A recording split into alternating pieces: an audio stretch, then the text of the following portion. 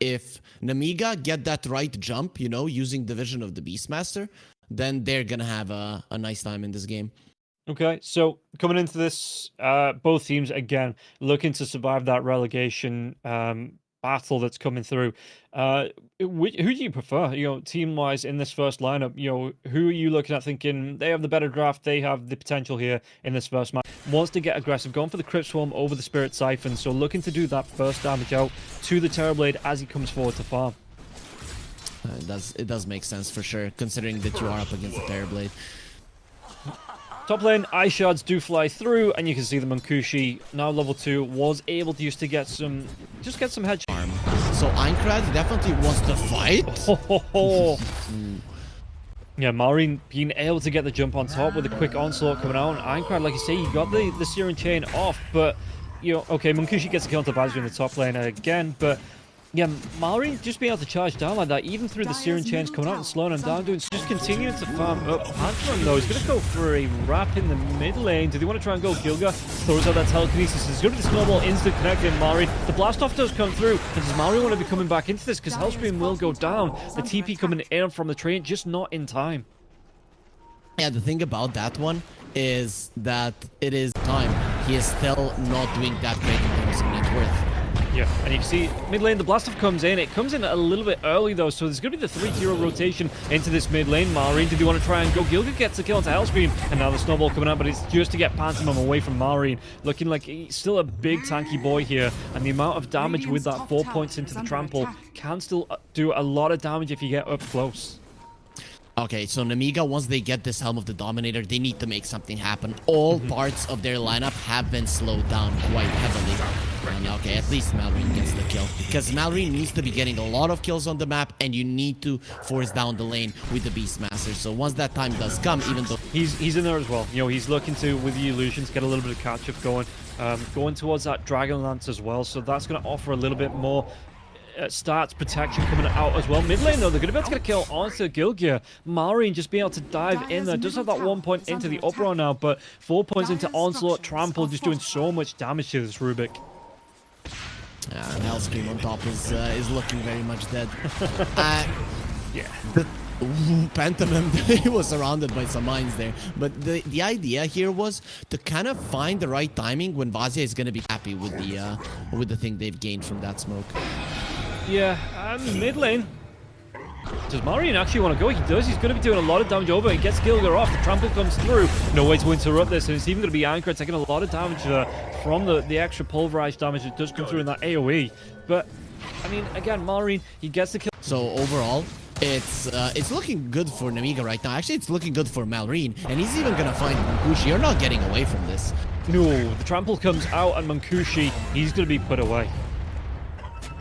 Yeah, easily put away. The big thing is that Nemiga, they're getting all of the kills onto the hero that they need, and now they've... Mid lane, the silence does come out. 3 heroes, 4 heroes being here from the side of one move, and they're going to go with the exorcism as well, so Malrine going to be forced away from this tower, but they do get the jump onto Hellscream now as well. Hellscream trying to do what he can with the mines, but there's going to be a lot of damage coming through. Aincrad, Malrine wants to come in. Who's he going to try and go for the pulverize? It's going to be onto the Death Prophet, immediately cancelled. They're going to be able to turn it around. 4 heroes, they do the damage. The Spirit Siphon coming out now as well. They get this kill onto the Terrorblade. Really good cleanup there from one move. Yeah, that's without him even using the mech, without using the magic wand. Smoke breaks Gilga. He knows something's up, but they're going to be able to get the dive here onto the Beastmaster, and you can see the Gilga with the Stone Onslaught. They're going to be able to close this gap onto the Beastmaster, and they've got the cleanup as well. Walrus Punch, and it looks like they might just be giving the kill over to Aincrad. Yeah, with the DD on the Ember Spirit, 4 points in the Sleight of Fist. It's just an overwhelming amount of damage. They just never wanted to commit, because you commit with the Ember, he's gonna get roared, and there is a chance that the Beastmaster just runs away with the bonus movement speed. But you just approach it slowly. You know that is a point where a fight could turn the other way, and they're also gonna find the bonus, it seems. Yeah, Hellscream, he's not going to be having a good time, even with the wards being there. Couldn't evade the tusk. You know, those Ice Shards scouted him out, even when he got himself down to the low ground. So that's a beautiful ward placed by one move, not one that you find easily. So let's see now. Do they want to fight? They want to get out. Okay, they want to get out. Yeah, the tusk might be the sacrificial lamb, but because they know the gank's happening, you can see that they're grouping up. You know, Sniper moving towards the bottom lane. and just making sure that they can't get team wiped if they get caught out. So the tier 2, Nemiga is going to be looking to take that one. Their lineup is very good at holding an area. That's why one move want to counter it with speed. And once they get the first hero, the side of Nemiga, and there it is, have to bail a little bit. You don't want to be fighting 4 versus 5. No, but it looks like they actually want to dive in a little bit further now as well. Aincrad's going to be able to get himself in with the Remnant on top of the Primal Beast. And Maori, can he get himself away from this one? Assassinate coming through as well. Connects onto the Primal Beast, but it looks like the Ice Shards do want to carry on fighting. Hellscream, he's going to be taken down by Afterlife. And even with these wards out here, you know, it looks like they're just going to be happy with this. They don't want to try and change. Aincrad, he's going to be able to get the dive away. The Roar was available. The Tree was there as well. Could have thrown out the Overgrowth if he want to. But now there's going to be a re-engage coming out, and Tree's going to be taking a whole load of damage. Right now, it's one move. It's just delay. We want this Aegis to expire, and it doesn't matter if we just kill one support. That is the thing. The Nemiga, then they can't hold areas as well as they need. But maybe one move went a little bit too far.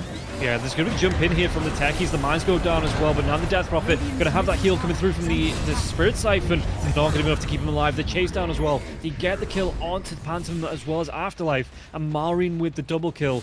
So impactful in this game so far, the Primal Beast. The Terrorblade having the extra gold and not the Primal Beast, it wouldn't be so good. Kiritich, what is he doing? He just gets cleaned up. And now they're going to be able to step up on top of the... now, does he have the BKB? He doesn't. Not even anywhere close. And Aincrad, grouping up with the rest of the team, takes down the Terrorblade. Hellscream just has to leg it. He needs to get out of there yesterday. Bullwhip comes out for that extra speed. Aincrad, they might have seen him. The Remnant's going to fly through now as well. Vizier, Sleight of Fist, another Remnant. Did he want to try and go? Searing Chains, it doesn't connect. And now Vizier, well, it's still going to be telekinesis to Snowball. And the gank potential coming out. Aincrad secures the kill onto the Beastmaster. Very nicely done by Vazia that he even read that move. In the end, he gets caught because Munkushi showed himself in the mid lane. Heal off.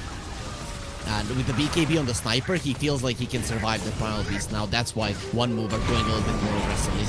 Ooh, can he though? The jump's going to be coming in. They have a lot of damage. They take down Munkushi. That's a really nice blast off to start things off into the Pulverize. Chase off into it. The Roar comes out now onto the Tusk. The damage, they're going to be able to clean up onto the Tuskar now as well.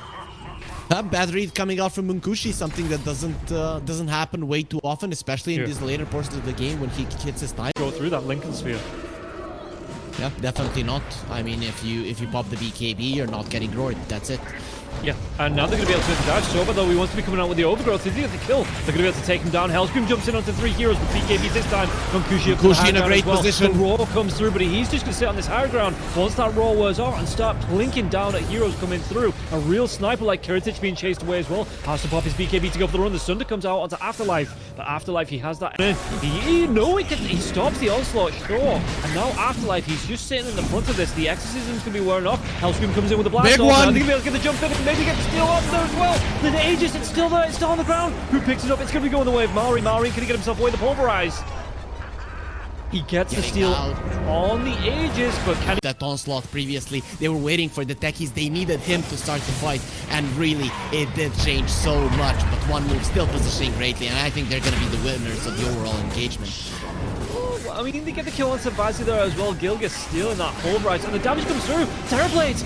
He couldn't get himself, he didn't even have the Sunder to get himself back up to a decent amount of health. Walking into the hero, just loses his life again.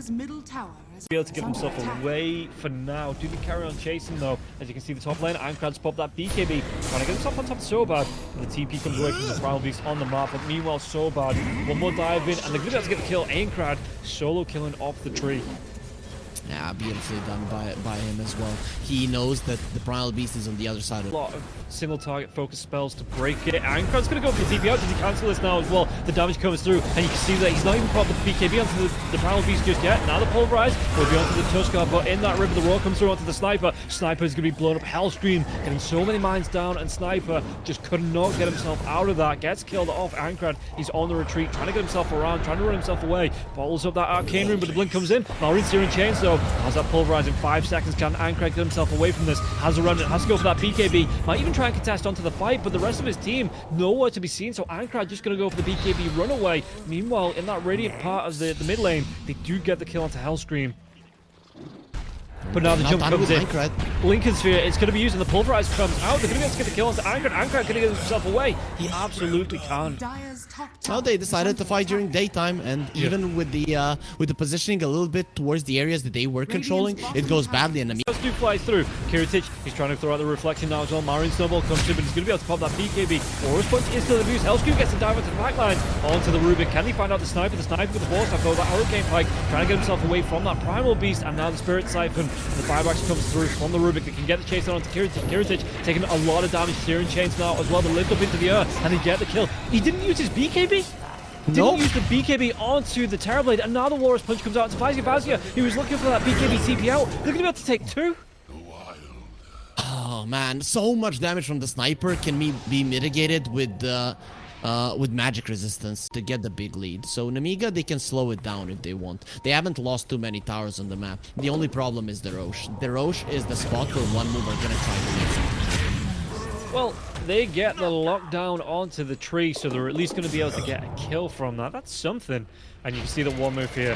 They are setting up around this Roach pit. They're looking. They're going to go for the smoke as well. They know with this, the creep pull were roughly one move. The wards are down. They're going to be able to see Pantomime. The Hex comes out into the into the trample damage, and this is going to be a lot of damage onto. Can he get himself away? No, Pantomime just gets cleaned up. He has to buy back, and now the roof comes out onto the Ember Spirit. Ember Spirit, though, with that BKB, the BKB is going to be wearing off. Do they have the damage to take him down? He's going to be taking a lot of damage. The Roar comes out now as well. No vision. Cape, it might keep him alive. Yeah, the damage coming through, even through the stun. That Glimmer Cape, it's going to be enough to keep him alive. And the Roar was stolen. They're going to be able to get the lockdown onto the Terrorblade. But Mari, he wants to be by the attack. He's going to be caught out. Telekinesis being used by Gilga. That's self-telekinesis. But it looks like Techie's in the trees. Hellscream. No, the chase still comes out. The Assassinate's going to be there. And the damage onto Techie's. He will go down.